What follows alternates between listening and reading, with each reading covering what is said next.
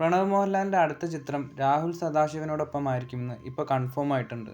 ഭൂതകാലം, ഭ്രമയുഗം എന്നീ സിനിമകൾക്ക് ശേഷം ചെയ്യുന്ന ഈ ഒരു സിനിമയും ഒരു ഹൊറർ ചിത്രമായിരിക്കുമെന്നാണ് അറിയാൻ സാധിക്കുന്നത്.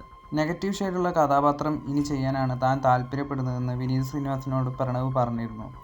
ഈ ഒരു സിനിമയിൽ പ്രണവിൻ്റെ കഥാപാത്രം നെഗറ്റീവ് ഷെയ്ഡുള്ള ക്യാരക്ടർ ആയിരിക്കുമെന്ന് നമുക്കറിയില്ല. എന്തായാലും സിനിമയുടെ ഷൂട്ടിംഗ് അടുത്ത വർഷം ജനുവരിയിൽ ആരംഭിക്കുമെന്നാണ് റിപ്പോർട്ടുകൾ വരുന്നത്.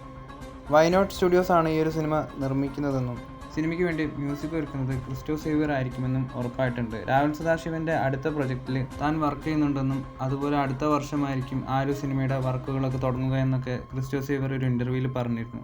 ആ ഒരു വീഡിയോ ക്ലിപ്പൊന്ന് നമുക്ക് കണ്ടു നോക്കാം.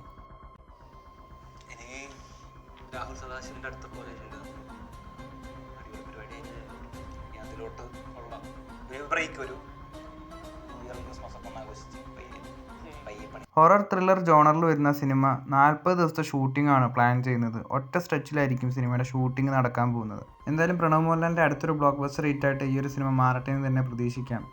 കൂടുതൽ സിനിമകളുടെ അപ്ഡേറ്റുകളുമായി അടുത്തൊരു വീഡിയോയിൽ കാണാം.